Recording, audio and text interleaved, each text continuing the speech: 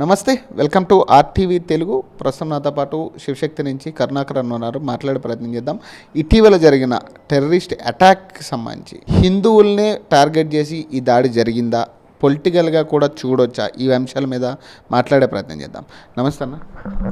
ప్రధానంగా అంటే ఇటీవల జరిగిన ఈ దాడుల మీద మీ అభిప్రాయం ఏంటి? మీకేమనిపిస్తూ ఉంది దీని మీద? దేశం యావత్తు ఒక శోకసంద్రంలో మునిగిపోయిందని చెప్పొచ్చు.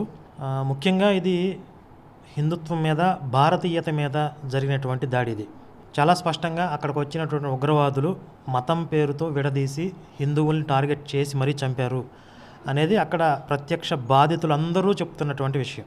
కాబట్టి ఇది హిందుత్వం మీద, భారతీయత మీద జరిగిన దాడిగా నేను భావిస్తున్నాను.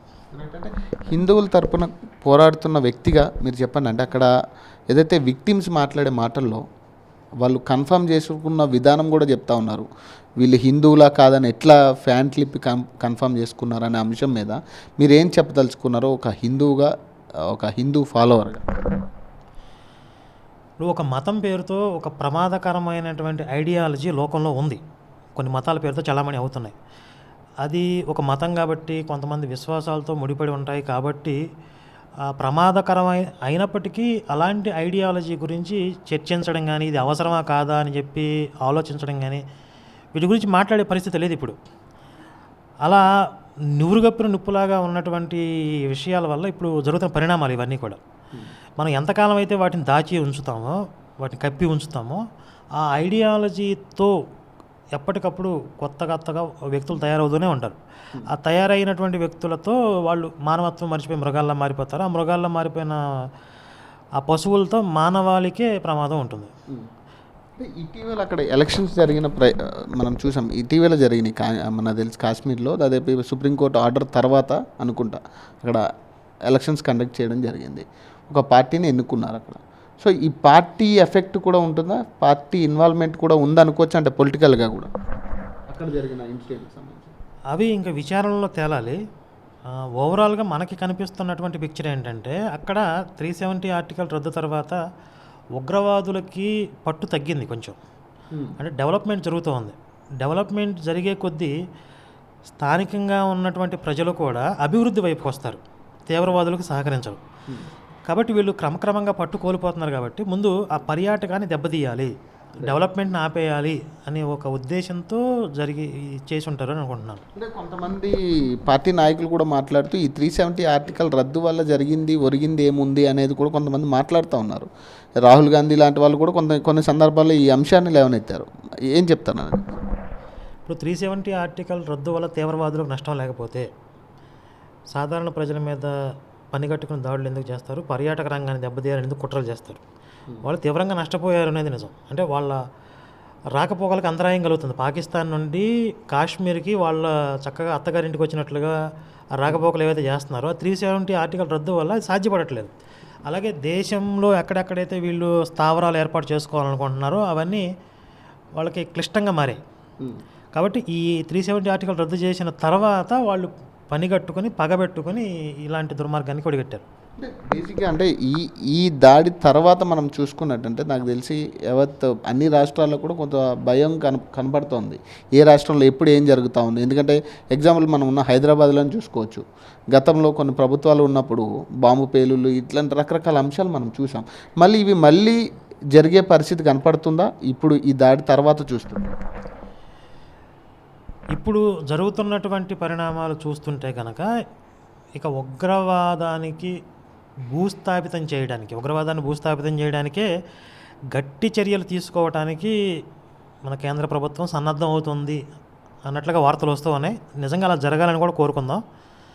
మళ్ళీ మీనమేషాలు లెక్కిస్తూ ముందు వెనక ఆలోచించాల్సిన అవసరం అయితే లేదు. ఈ సందర్భంలోనే చేయాల్సిన పనంతా కూడా చేసేసి చక్కగా మళ్ళీ భవిష్యత్తులో ఈ ఉగ్రవాద బాధితులు ఇంకెవరు భవిష్యత్ తరాల్లో ఉండకుండా ప్రజలందరూ కూడా సుఖశాంతులతో జీవించే వాతావరణాన్ని ఏర్పాటు చేయాల్సిన బాధ్యత ప్రభుత్వాలకు ఉంటుంది. అలాగే ప్రభుత్వం ఎంత కఠినమైన నిర్ణయాలు తీసుకున్నా ఇప్పుడు ప్రతిపక్షాలు కావచ్చు, దేశం యావత్తు ప్రజలందరూ కూడా ప్రభుత్వానికి మద్దతుగా ఉంటారు. అలాగే ప్రపంచ దేశాల నుండి కూడా మద్దతు ఉంది. ఏ విధంగా చూసినా కూడా వాళ్ళు అంటే మన కేంద్ర ప్రభుత్వం అనేది వెనక్కి తగ్గాల్సిన అవసరం లేదు. అంటే నిన్న కూడా అంటే బేసిక్గా ఈ అటాక్ జరిగిన తర్వాత బేసిక్గా తిరుపతిలో కొంతమందిని టెర్రరిస్ట్ భావోద్గాలు ఉన్న వ్యక్తులను కొంతమంది పట్టుబట్టి వాళ్ళని పంపించే ప్రయత్నం చేస్తూ ఉన్నారు. అంటే బేసిక్గా ఒకవేళ ఈ అటాక్ జరగకపోతే నెక్స్ట్ టార్గెట్ తిరుపతి అనుకోవచ్చు. అంటే జరుగుతున్న అంశాలు చూస్తాం. ఇప్పుడు తిరుపతి కావచ్చు, అరుణాచలం కావచ్చు, ఏదో ఒక పుణ్యక్షేత్రం కావచ్చు, ఓవరాల్గా వాళ్ళ టార్గెట్ హిందువులండి. కాబట్టి ఆ హిందువులు అనేవాళ్ళు ఎక్కడైనా ఉంటారు, దేశంలో ఉంటారు, ప్రపంచంలో ఉంటారు. కాబట్టి ఎక్కడెక్కడ ప్లాన్ చేసుకున్నారో తెలియదు. కాబట్టి అన్ని చోట్ల ఇప్పుడు ప్రభుత్వాలే మనల్ని రక్షిస్తాయని కాకుండా హిందువులు కూడా అప్రమత్తతో ఉండడం అవసరం. చుట్టుపక్కల పరిసరాలు గమనిస్తూ ఉండాలి. ఏం జరుగుతుంది, ఎవరైనా కొత్త వాళ్ళు వస్తున్నారా, అవసరమైతే ఫిజికల్గా కాస్త శారీరక దృఢత్వం సంపాదించడం కానీ, ఒక చిన్న రక్షణ వలయాలు ఏర్పాటు చేసి తమకు తాముగా ప్రజలే హిందువులే రక్షణ వలయాలు ఏర్పాటు చేసుకునే వ్యవస్థను నిర్మించుకోవడం కానీ, ఇలాంటివి చాలా అవసరం ఇప్పుడు. ఎందుకంటే కొన్ని రాష్ట్రాల్లో చూస్తాం, పశ్చిమ బెంగాల్లో తరిమేస్తున్నారు హిందువుల్ని. మరి ఎన్ని చోట్లని పారిపోతారు? ఇప్పుడు ఎన్నిసార్లు పారిపోతారు, ఎన్ని చోట్ల నుంచి పారిపోతారు, ఎక్కడికి పారిపోతారు? నిలబడి పోరాడేటువంటి తత్వం ఉండాలి.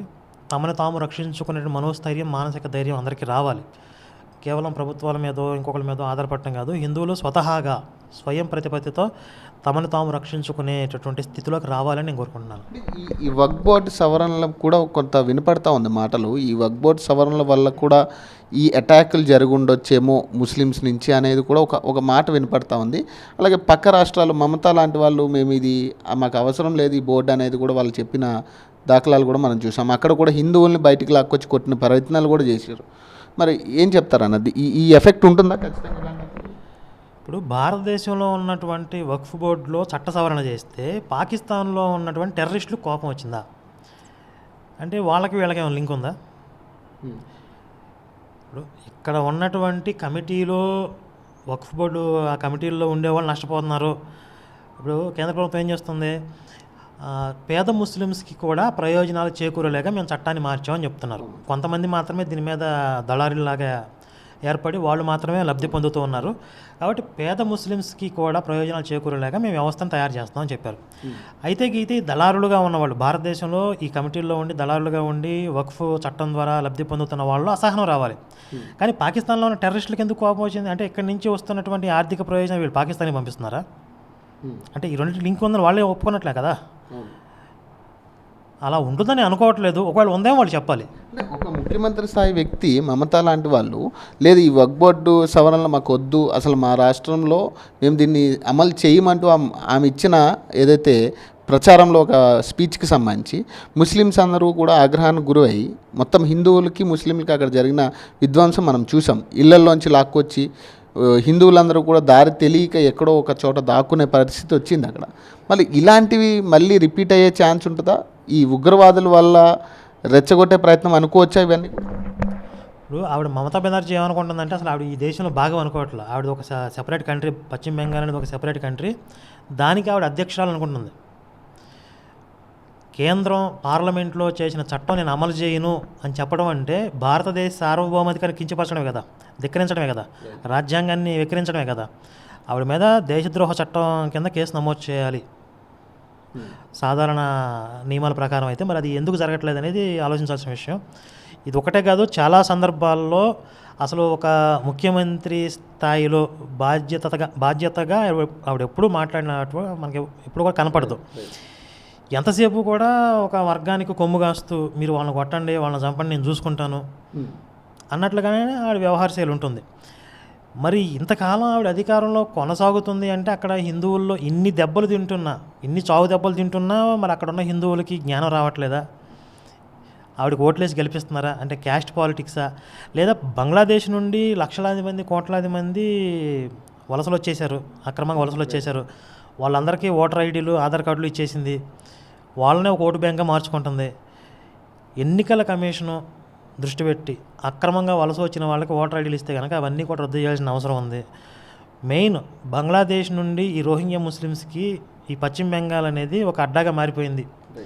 ఈ సరిహద్దు రాష్ట్రం కావడం వల్ల ఈవిడ అధికారంలో కొనసాగడమే ముఖ్యం అన్నట్లుగా వాళ్ళందరికీ గేట్లు తెరిచేయడం, అక్కడి నుంచి మళ్ళీ దేశంలోని వివిధ ప్రాంతాలకు వాళ్ళు వ్యాపించడం, ఎక్కడెక్కడో తిరుగుతూ ఒక్కొక్క చోట అయితే ఒకడు వార్నింగ్లు ఇస్తున్నాడు, మేము రోహింగ్యా ముస్లింని, నన్ను ఎవడో అడ్డుకుంటాడు ఇక్కడ అని చెప్పి ఛాలెంజ్ చేస్తున్నాడు. అంటే ఎక్కడి నుంచో అక్రమంగా వలస వచ్చినవాడు, బతుకుదెరువు కోసం వచ్చినవాడు ఇక్కడికి వచ్చి ఛాలెంజ్లు చేస్తున్నాడంటే అంటే వీళ్ళు అంతర్గతంగా చాలా బలంగా ఉన్నారు. అంటే మనం అనుకున్నంత ఈజీగా లేదు, లోపల వాళ్ళకి కమ్యూనికేషన్ చాలా స్ట్రాంగ్గా ఉంది. ఈ కుట్రల మీద కొంచెం కఠినమైనటువంటి చర్యలు అయితే తీసుకోవాలి. ఇప్పుడు బీజేపీ అయితే గీతే ఎంతసేపు కూడా హిందుత్వ పార్టీ అని కొంతమంది విమర్శలు చేస్తారు, ఆరోపణలు చేస్తూ ఉంటారు. సరే, ఎలాగా ముద్ర ఉండనే ఉంది కదా.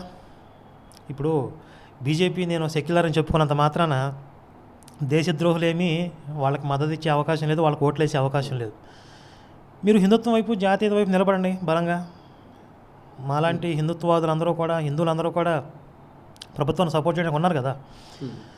తెగించి నిర్ణయాలు తీసుకుని ప్రక్షాళన చేయకపోతే కనుక భారతదేశాన్ని రక్షించుకోవడం కొన్ని సంవత్సరాల తర్వాత అసాధ్యం అయిపోతుంది. ఇప్పుడు కనీసం అవకాశం ఉంది, కొన్ని సంవత్సరాల తర్వాత అవకాశం కూడా ఉండదు. అంటే బేసిక్గా ఇమీడియట్గా ఎవరైతే మోదీ గారు తీసుకున్న డెసిషన్స్ కానీ ఇచ్చిన కొన్ని రిస్ట్రిక్షన్స్ కానీ మనం చూసుకున్నట్టయితే ఈ హిందూ జలాలు, సింధు జలాలను ఆపడం కానీ, లేదంటే టోల్ గేట్స్ ఇవన్నీ క్లోజ్ చేయడం అంశాల మీద కానీ, వీటి వల్ల ఈ ఎఫెక్ట్ తగ్గే ఛాన్స్ ఉంటుందా? వీటి వల్ల ఏమైనా ఉపయోగం ఉండే ఛాన్స్ ఉంటుందా? పాకిస్తాన్ ఆర్థిక వ్యవస్థ దారుణంగా దెబ్బతింది. సింధు జలాలు కనుక ఆపేస్తే వాళ్ళకి త్రాగునీరు కూడా ఇబ్బందులు పడే పరిస్థితి వచ్చింది. అలాగే కమ్యూనికేషన్ వ్యవస్థ ఆపేస్తే కనుక పాకిస్తాన్ ఆర్థికంగా ఎక్కువ నష్టపోయింది. భారత్ అనేది ప్రపంచంలో అతిపెద్ద మార్కెట్ కాబట్టి ప్రపంచ దేశాలన్నిటితో కూడా మంచి సంబంధాలు ఉంటాయి. కానీ పాకిస్తాన్ మీద ఆల్రెడీ వ్యతిరేకత ఉంది. ఇప్పుడు అమెరికాలో ఒక మాజీ అధికారి కూడా పాకిస్తాన్ అఫీషియల్గా ఉగ్రవాద కంట్రీగా ముద్ర వేయండి అని చెప్పి అమెరికా ప్రభుత్వానికి అతను డిమాండ్ చేస్తున్నాడు. కాబట్టి ప్రపంచవ్యాప్తంగా పాకిస్తాన్ మీద వ్యతిరేకత పెరుగుతూ ఉంది.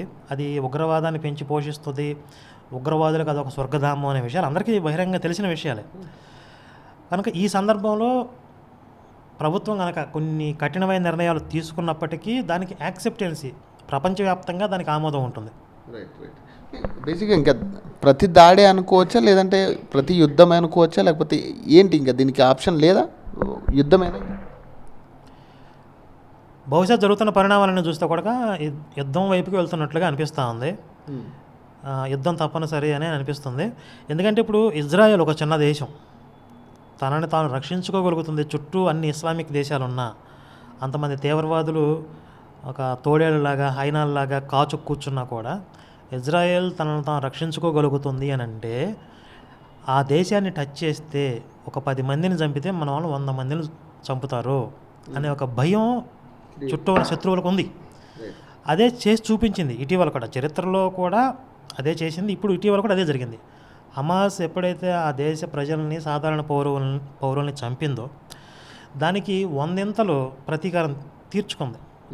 కాబట్టి మళ్ళీ ఇజ్రాయేల్ని టచ్ చేయాలని ఒక సాహసం చేయాలన్నా ఎవరికైనా ఒక భయం ఉంటుంది. అలాగే భారత్ కూడా ధర్మశాస్త్రం ఏమి కాదు, ఎవడు పడితే వాడు వచ్చి రాళ్ళు వేసిపోవడానికి. ఇక్కడ ఒక రక్తపు చుక్క చిందితే 100 రక్తపు చుక్కలతో సమాధానం చెప్తాం అనే పాలసీ, అనే విధానాన్ని భారత్ చూపించాల్సిన అవసరం ఉంది ఖచ్చితంగా. ఈ ఎఫెక్ట్ అంటే ఎక్కువ శాతం ఎవరి మీద ఎఫెక్ట్ చూపించే ఛాన్స్ ఉంటుంది? సామాన్యుల మీద ఉండొచ్చా? జీడిపి మీద ఎఫెక్ట్ ఉంటుందా ఈ దాడుల వల్ల? ఇప్పుడు ఈ దాడులు జరిగిన తర్వాత భారత్ తీసుకున్న నిర్ణయాల వల్ల పాకిస్తాన్ స్టాక్ మార్కెట్లన్నీ కుప్పకూలాయని చెప్పారు. ఇప్పుడు మనకి కూడా ఒకవేళ యుద్ధం జరిగితే కొంత ఎఫెక్ట్ ఉండొచ్చు, అయినా పర్వాలేదు, తట్టుకుంటాం. మళ్ళీ తట్టుకుని నిలబడగలిగే సత్తా భారత్కి ఉంది. కానీ యుద్ధం జరిగితే మళ్ళీ లేచి నిలబడగలిగే స్థితి పాకిస్తాన్కి లేదు. కనుక కొంత టెంపరీగా నష్టం జరిగినా కూడా, కొంత అభివృద్ధి ఆగినా కూడా నష్టమేమీ లేదు. మళ్ళీ స్టార్టింగ్ నుంచి మళ్ళీ మొదలుపెట్టిన ఇబ్బంది ఏం లేదు. మన దేశాన్ని మనం నిర్మించుకోగలం. కాబట్టి ముందు భద్రత ముఖ్యం. దేశంలో ఉన్నటువంటి ప్రజలు సుఖశాంతులతో, ధైర్యంతో జీవించడం అనేది చాలా ఇంపార్టెంట్. దానికన్నా ముందు ఏదో డెవలప్మెంట్ ఆగిపోద్ది, ఇవన్నీ కూడా పనికిరానివి. కాబట్టి దీనికి ప్రాధాన్యతనిచ్చి కొంత అభివృద్ధి ఆగుతుందా లేదా అనే విషయాన్ని పక్కన పెట్టేసి, ఆర్థికంగా కొంత నష్టం ఉంటుందా ఇవన్నీ పక్కన పెట్టేసి ఫస్ట్ ఇంపార్టెంట్ భద్రత. ఇప్పుడు ప్రతి దేశం కూడా రక్షణ బడ్జెట్లో రాజీ పడకుండా ఏ దేశానికి తగినటువంటి స్థాయిని బట్టి లక్షల కోట్ల డాలర్లు కేటాయిస్తూ ఉన్నారు. అమెరికా రక్షణ బడ్జెట్ భారీగా ఉంటుంది, చైనాకైనా భారీగా ఉంటుంది, మన దేశానికి కూడా భారీగా ఉంటుంది. ఇంత రక్షణ బడ్జెట్ కేటాయించి ఇన్ని లక్షల మంది మరి సైనికులు బోర్డర్లో కాపలా కాస్తూ ఉన్నారు. ఇంత వ్యవస్థ ఉన్నా కూడా వాళ్ళు దాడులు చేయడానికి తెగబడుతున్నారు అంటే మరి దానికి సమాధానం చెప్పాల్సిన అవసరం లేదా? మనం ఈ తుపాకులు లేకపోతే ఈ రాఫెల్ యుద్ధ విమానాలు ఏమన్నా దీపావళి చేసుకోవడానికి కొనుక్కొచ్చారా? రాఫెల్ యుద్ధం వేల కోట్ల రూపాయలు ఖర్చు పెట్టి ఎందుకు అన్నారు? ఇలాంటివి ఏమైనా జరిగితే మన తడాక చూపించడానికే కదా, చూపించాల్సిన సందర్భం వచ్చింది ఇప్పుడు. మరి హిందూగా ఏం చెప్తారు ఫైనల్గా ఇట్లాంటి అంశాల గురించి? ఇప్పుడు జరిగిన సంఘటనలు దృష్టిలో పెట్టుకుని ఏం చెప్పదలుచుకున్నారు ప్రధానంగా హిందువులకి? ఇప్పుడు దేశం బయట నుండి ఈ ఉగ్రవాద మోకలు వచ్చి సాధారణ ప్రజల మీద దాడులు చేసే చాలా దురదృష్టకరం, బాధాకరం. దీని మీద ప్రభుత్వం ఏ విధంగా స్పందించాలి అనేది దేశవ్యాప్తంగా డిమాండ్లు వస్తాయి, వాళ్ళు స్పందిస్తారు. అయితే ఇంకొక పక్క దేశంలో అంతర్గతంగా ఉన్నటువంటి కొన్ని పిచ్చికొక్కలు ఇది హిందుత్వం మీద జరిగిన దాడిగా అసలు హిందువులు ఎందుకు మాట్లాడుతున్నారు, హిందుత్వానికి ఎందుకు ముడిపెడుతున్నారు, పెయిడ్ మీడియా, పెయిడ్ ఆర్టిస్టులు అని నోటికొచ్చిందలా వాగుతున్నారు. ఇప్పుడు వాళ్ళు పాపం కుటుంబ సభ్యులను పోగొట్టుకుని, భర్తను పోగొట్టుకుని భార్య, అన్నను పోగొట్టుకుని చెల్లెలు, తండ్రిని పోగొట్టుకుని కూతురు, అంటే ఆ ఇంట్లో ఉన్నటువంటి మగదిక్కును పోగొట్టుకుని స్త్రీలు, పిల్లలు వాళ్ళంతా బాధపడుతూ హృదయ విదారకంగా ఏడుస్తూ జరిగిన విషయాలు చెప్తుంటే ఈ నా కొడుకులు కొంతమంది పెయిడ్ ఆర్టిస్టులు అంటున్నారంటే వీళ్ళని ఏం చేయాలి? నిలువుగా ఉప్పు పాత్ర వేయాలి కదా వీళ్ళని. ఇప్పుడు అస్సాంలో ఎవరో ఎమ్మెల్యే మాట్లాడాడని చెప్పి అతను అరెస్ట్ చేశారు, ఒక ఎమ్మెల్యేని అరెస్ట్ చేశారు కదా. ఇక్కడ తెలుగులో కూడా కొంతమంది నిష్ఠదరిద్రులు మాట్లాడుతూ ఉన్నారు. ఫస్ట్ వీళ్ళని సంఖ్యలు వేసి ఉగ్రవాదులను ఎలా ట్రీట్ చేస్తారో వీళ్ళని కూడా అలా ట్రీట్ చేయాలి. దేశం బయట నుంచి వచ్చే ఉగ్రవాదమే కాదు, దేశం అంతర్గతంగా ఉన్నటువంటి ఉగ్రవాదాన్ని కూడా ఉక్కుపాదంతో అణగదొక్కాలి. కొంతమంది ఇప్పుడు వీళ్ళకి హిందూ వ్యతిరేకత ఉంటే ఉండొచ్చు, మీకు హిందుత్వం అంటే నచ్చదు, ఓకే, అది మీ పర్సనల్. కానీ హిందువులు ప్రాణాలు పోతున్నాయి, చంపుతున్నారన్నా కూడా చస్తే చచ్చారులే, చస్తే మీ ప్రాణాలకు విలువ ఉందా, మీరు హిందుత్వం గురించి మతం గురించి ఎందుకు మాట్లాడుతున్నారు? ఏంటండి ఈ మాటలు? ఏంటి అసలు దుర్మార్గంగా ఇది? ఈ పాయింట్ వచ్చింది కాబట్టి అడుగుతున్నా. జీవి హర్ష్ కుమార్ కూడా నేను ఒక స్టేట్మెంట్ ఇచ్చారు ఈ అంశం మీద, టెర్రరిస్ట్ అంశం మీద. అని ఏం చెప్తున్నారంటే సింధు జలాలను ఏదైతే కంట్రోల్ చేస్తామన్నారో అది తప్పు, మనం ఏదైనా ఉంటే వేరే రకంగా చూసుకోవాలి కానీ జలాలను ఆపొద్దు అనేది ఆయన స్టేట్మెంట్. ఏం చెప్తారు? ముందు ఈ హర్ష కుమార్ అనేవాడిని తీసుకెళ్ళి ఒక ఫ్లైట్లో ఆ పాకిస్తాన్లో వదిలేసి రావాలండి, అసలు భారత్లో ఉంచొద్దండి. ఇప్పుడు వీడు చచ్చిపోయినటువంటి భారతీయుల గురించి వీడికి అసలు బాధ లేదు. ఇప్పుడు పాకిస్తాన్కి బుద్ధి చెప్పకపోతే, పాకిస్తాన్ ఆర్థికంగా వాళ్ళు చక్కగా బలంగా ఉంటే కదా తీవ్రవాదులకు సపోర్ట్ చేస్తుంది. కాబట్టి వాళ్ళ ఆర్థిక మూలాలు దెబ్బ కొట్టడం అనేది ఒక రాజ్యం, ఒక ప్రభుత్వం అనుసరించిన యుద్ధనీతి, అవునా కదా? వీడికి ఇంట్లో ముప్పొద్దుల తిని దొర్లుతూ వీడికి ఏం తెలియకుండా ఒక శవాన్ని అడ్డం పెట్టుకుని రాజకీయం చేద్దామని చూస్తాడు. భారతీయులు చచ్చిపోతే, హిందువులు చచ్చిపోతే ఏం కాదు, పాకిస్తాన్ని సపోర్ట్ చేస్తానని మాట్లాడతాడు. అసలు ఇలాంటి వాళ్ళకి అంటే ఇలాంటి వాళ్ళని పెంచి పోషించడం, ఈ దేశంలో వాళ్ళకి చక్కగా అన్ని రకాల వసతులు కల్పించి సౌఖ్యాలు కల్పించడం అవసరమా? ఇలాంటి దేశద్రోహుల మీద అంటే వీళ్ళని ఏం చేయాలి? ఇలా ప్రత్యేకంగా వీళ్ళ కోసం కొన్ని చట్టాలు రూపొందించాల్సిన అవసరం ఉంటే కనుక ఖచ్చితంగా రూపొందించాల్సిందే. ఇప్పుడు అవసరమైతే అలాంటి ప్రభుత్వాలను ఎన్నుకోవాలి.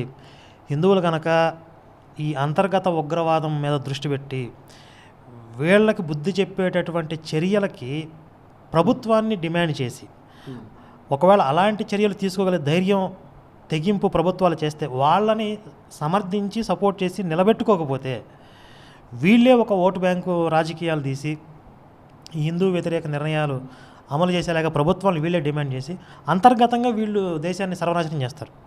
బయట నుంచి వచ్చే ఉగ్రవాదం కంటే వీళ్ళు చాలా ప్రమాదం. ఫస్ట్ వీళ్ళ మీద దృష్టి పెట్టాల్సిన అవసరం ఉంది. Thank you. సో మరిన్ని అప్డేట్స్ కోసం చూస్తున్నానండి RTV తెలుగు.